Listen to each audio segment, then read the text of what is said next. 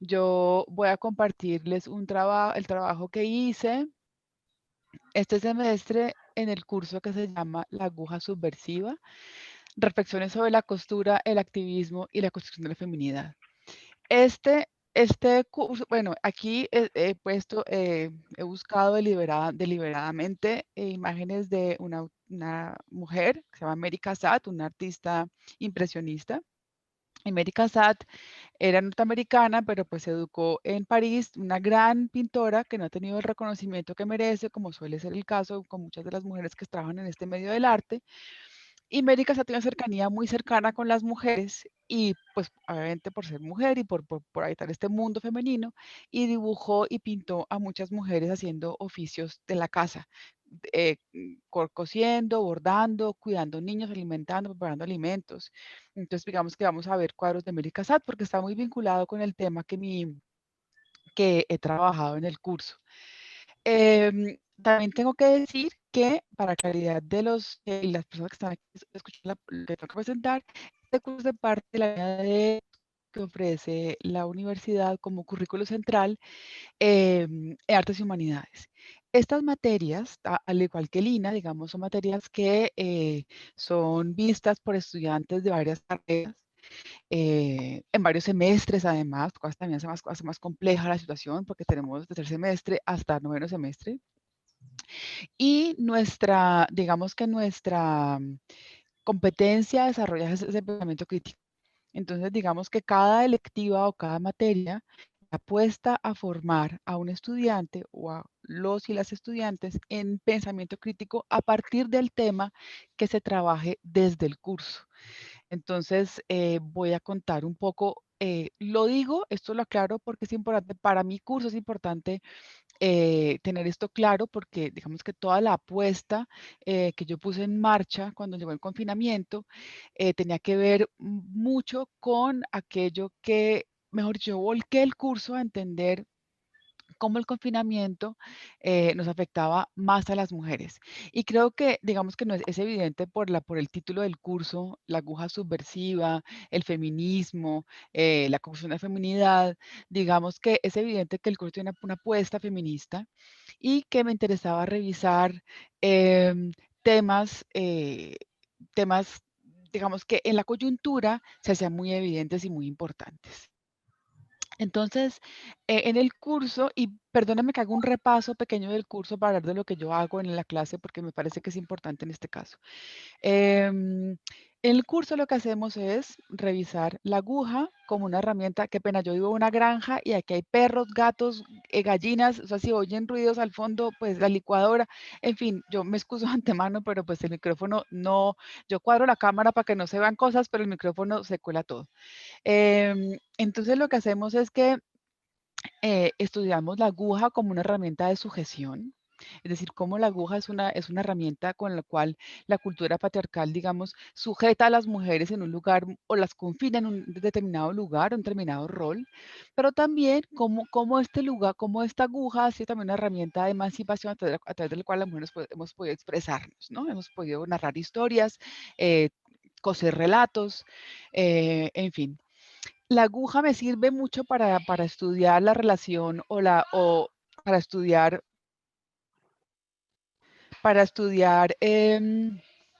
la manera como las mujeres entraron al mundo laboral, porque de hecho entraron a través de la aguja, entraron a través de los oficios textiles. Me sirve la aguja para estudiar la llegada al feminismo, sobre todo para que los y las estudiantes puedan encontrar un camino hacia el feminismo. ¿Y cómo hago esto? Vinculo el feminismo y la historia de las mujeres con la historia de las mujeres de sus casas. Digamos que generalmente en la casa hay una mamá, una tía, una abuela que teje, borda y cose, y entonces a través de la historia de estas mujeres, estos estudiantes pueden entrar a conocer más sobre la vida que les es posible a ellos en este momento, ¿no? Y comparar esa historia de la abuela con la historia que les es posible a ellos y a ellas. Y la aguja como una herramienta para crear, digamos, la relación de los oficios textiles con el arte, sobre todo el arte de las mujeres.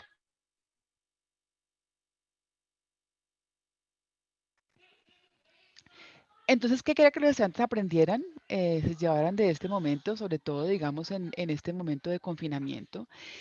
digamos que yo en el curso no tenía mucho énfasis en este tema, pero con el confinamiento y con digamos, con la creciente tensión que podrían tener las mujeres, sobre todo quienes somos mamás, pues quería yo también llamar la atención sobre eso, ¿no? Sobre el trabajo de cuidado que recae sobre las mujeres generalmente y un poco explorar cómo esos trabajos de cuidado, digamos, se reparten o no se reparten en las casas. Entonces, este es un graffiti que había en Buenos Aires cuando fui a un congreso sobre el que trabajaba este tema y me pareció muy bello, ¿no? Eso que llaman amor es trabajo no pago, ¿no? Eso, el trabajo de cuidado, que es un concepto que aprendí de una colega que aquí puso un comentario en el chat, vive en UNAS, con quien he trabajado estos temas y con quien he compartido escenarios de docencia en estos temas y a quien le he robado varios truquitos. Este es uno, pues este es el tema que yo quería presentar, ¿no? Es decir, era muy importante, y aquí estoy añadiendo una diapositiva que saqué de una revista de economía en la cual la pregunta que está allí es, ¿quién está haciendo, está haciendo investigación en tiempos de COVID? Pues las mujeres, no las mujeres economistas, ¿sí? Porque ¿qué esto que estaba diciendo? Que las mujeres teníamos sobre nosotros una gran cantidad de peso en el trabajo de la casa, de los niños, de las niñas, de las mascotas, de los adultos. El trabajo de cuidado es todo aquel trabajo que se hace pues para cuidar la vida. Ese trabajo del cuidado de la vida, digamos que nos detenía en las carreras profesionales.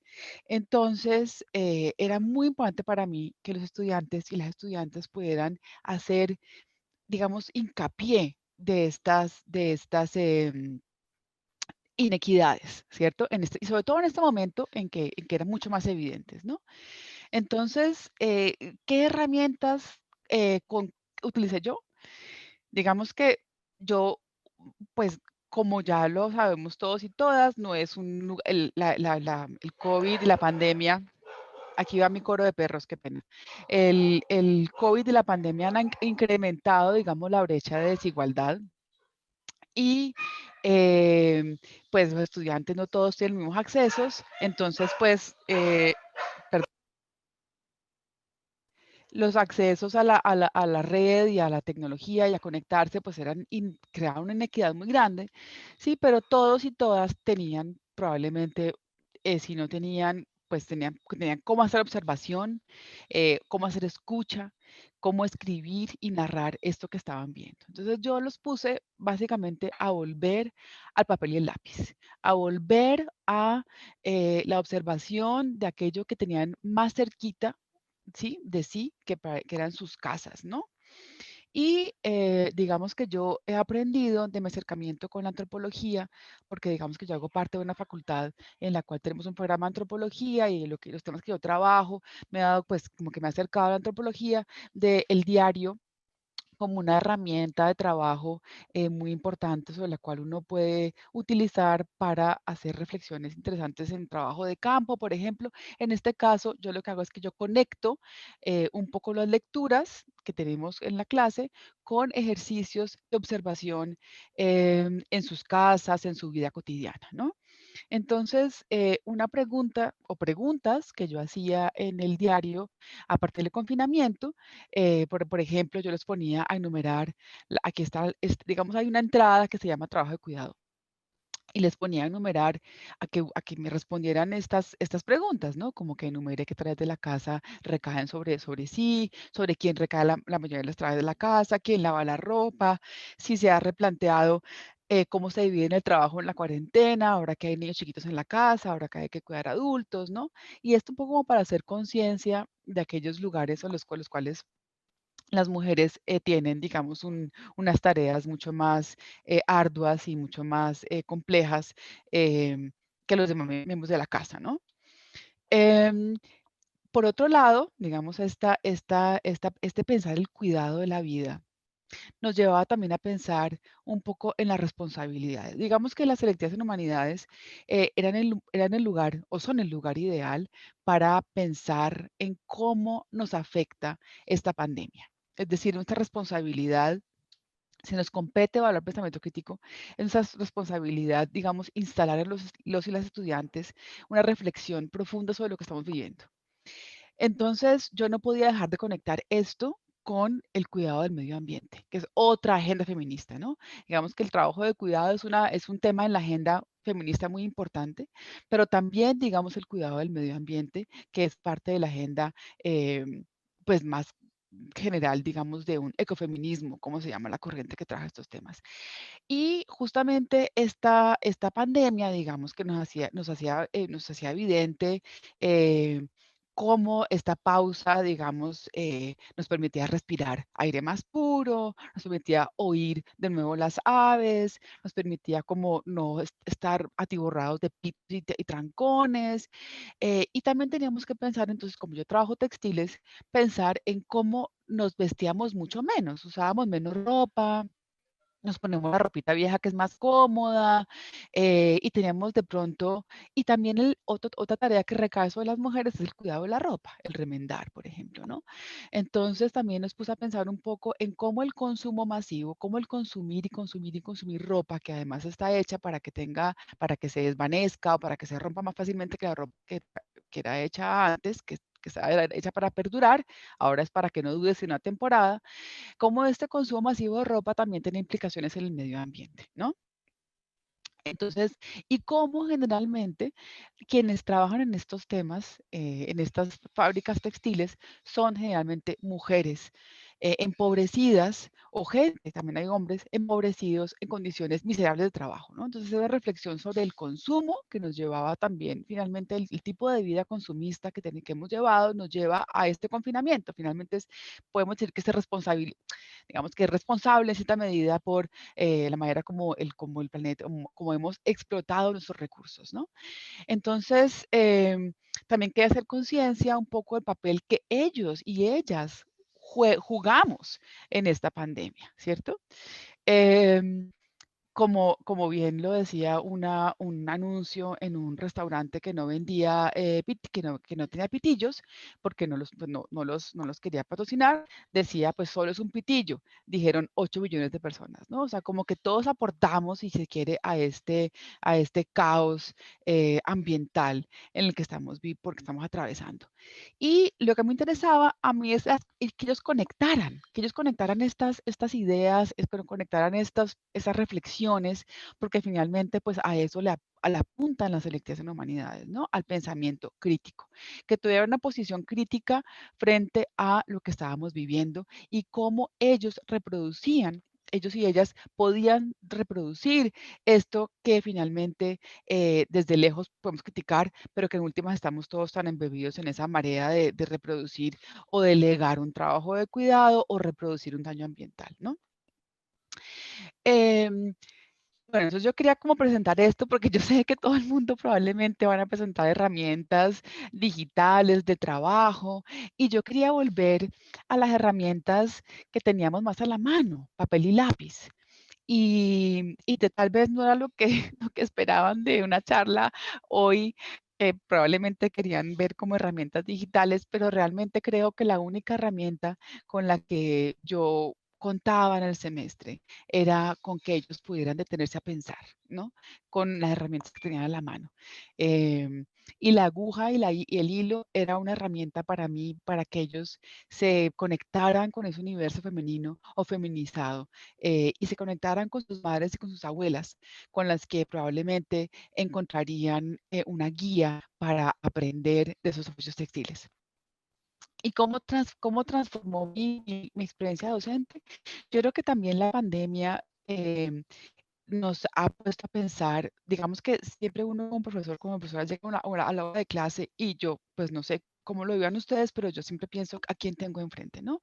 Tengo un estudiante de biología, uno de química, sobre todo porque la dificultad de darle clase a un grupo de personas que tienen tanta diversidad de bagajes, ¿no?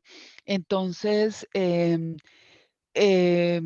digamos que cómo me transformó la práctica docente, creo que busqué una intimidad más allá de la que me permitía en el aula de clase. Es decir, este momento como de distanciarnos, lo que me producía era como unas ganas de abrazarlos y abrazarlas y decirles como que, muchachos, chicos y chicas, aquí estamos vivos, pensemos en lo que la vida es en este momento y, a quienes tenemos al lado. Y vamos a observar lo que tenemos al lado y vamos a hacernos responsables de esa vida.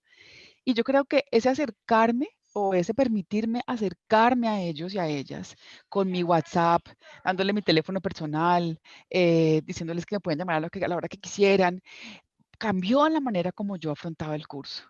Em, y, y bueno, pues de nuevo, como que me excuso si la gente que vino a escuchar herramientas digitales, yo les presento lo que yo hice y esto fue lo que hice este semestre, el primer semestre del 2000, el que estuvimos encerrados y también he seguido reproduciendo y espero que, que siga pasando, digamos, cosas que nos inviten a pensar nuestra práctica docente.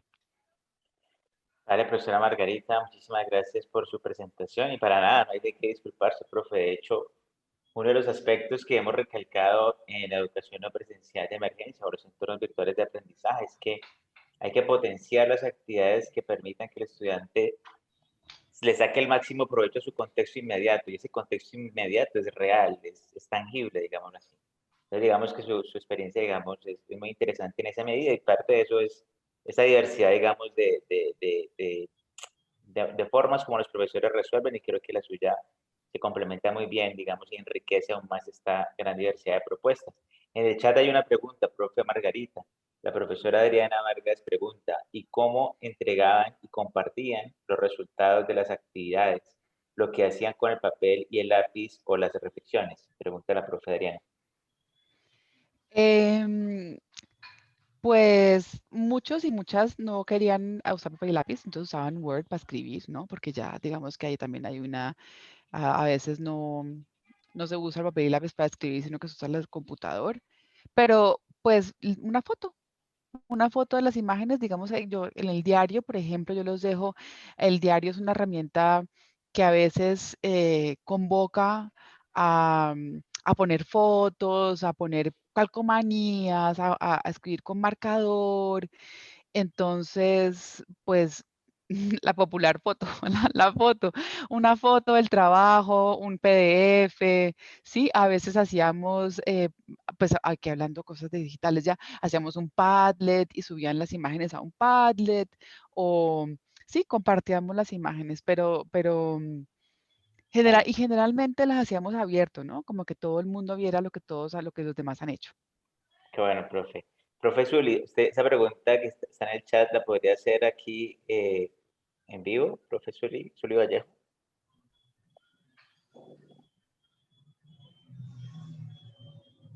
Zuli Vallejo. Bueno, profe Margarita, la profesora Zuli Vallejo pregunta, dice, gracias por compartir, profesora Margarita, y ella pregunta, ¿usted encontró alguna experiencia entre sus estudiantes que pertenecieran a alguna etnia? Si es así, ¿cómo eran esos relatos desde alguna etnia distinta a la mayoritaria? Pregunta la profesora Zuli Vallejo. Mm, Creo que sería irresponsable de mi parte de generalizar eh, porque tuviera un estudiante de una etnia particular. No podría hablar de un contexto de una etnia, un estudiante, otro estudiante, ¿sí? Em, no creo que tenga la posibilidad de responder la pregunta desde una etnia particular, porque un estudiante no creo que sea un ejemplo, ¿sí? Pero, y qué pena si no respondo con esto, lo que sí encontré es que la mayoría de los estudiantes y las estudiantes llegan a clase sin saber que su mamá o su abuela cosía o bordaba y en algunos casos, que no son pocos, la mamá o la abuela han levantado la casa a punta costuras. Entonces, creo que digamos que tal vez en los contextos más económicos más empobrecidos, sí son conscientes de eso. Como que hay más conciencia de la importancia de la aguja en el espacio, en la supervivencia, ¿sí? Pero no me atrevo, Zulia, a responder la pregunta porque, como te digo, creo que un estudiante o dos que tengan un curso no dan cuenta, digamos, de una general, de una etnia. Entonces me daría como afán generalizar. Vale, profe. Profe Jorge, ha levantado la mano. Profe Jorge, adelante. Sí, bueno, muchas gracias por el espacio y gracias a Margarita por compartir su experiencia. Y yo Quería preguntarte, Margarita, ¿cómo fue la apertura de los estudiantes frente a volcar esa mirada etnográfica que, bueno, es más autoetnográfica, Ujú. en clave de volver sobre esas historias personales que muchas veces, digamos, la apertura de la intimidad o de la esfera privada, pues en un contexto como tan diverso, Ujú. no es tan factible. Entonces, no sé si eso fue, si se presentó o no se presentó como un problema o como un reto a trabajar en tu curso y digamos, cómo lo manejaste o cómo fue, digamos, ese trabajo de volver, pues ya, digamos, porque no es el ejercicio del diario de uno ver al otro, ver a la otra y registrar lo que hacen los demás, sino volver sobre uno mismo y como con tantas dificultades que estamos enfrentando en pandemia, ¿no? Como algunas cosas que no se quieren revelar, otras cosas que sí emergen, otras cosas que estallan, eclosionan en ciertas instancias. Sí, leer los diarios es muy bonito porque cuando un diario ha sido hecho, digamos que con responsabilidad, y yo hago hincapié también en esto con los estudiantes, con los y las estudiantes, es que realmente pues el curso solo les deja lo que ellos cosechen, ¿sí? Es decir, como que si ellos cultivan el curso, va probablemente a dar una cosecha mucho más frondosa, ¿no?